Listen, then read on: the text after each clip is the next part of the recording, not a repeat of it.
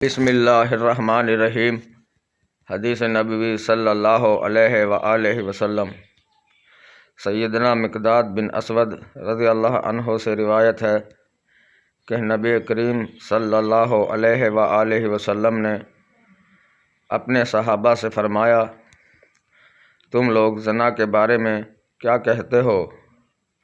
انہوں نے کہا، اللہ تعالیٰ اور اس کے رسول نے اس کو حرام قرار دیا ہے اور یہ قیامت کے دن تک حرام ہے۔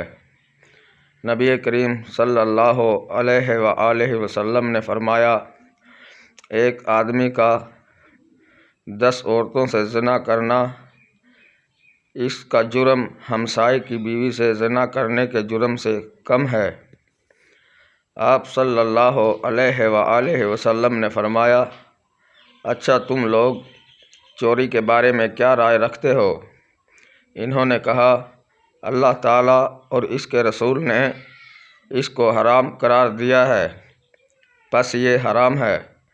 آپ صلی اللہ علیہ وآلہ وسلم نے فرمایا، ایک آدمی کا 10 گھروں سے چوری کرنا، اس کا جرم پڑوسی کے گھر سے چوری کرنے کے جرم سے کم ہے۔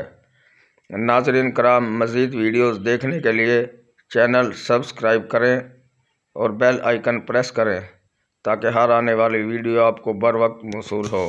شکریہ۔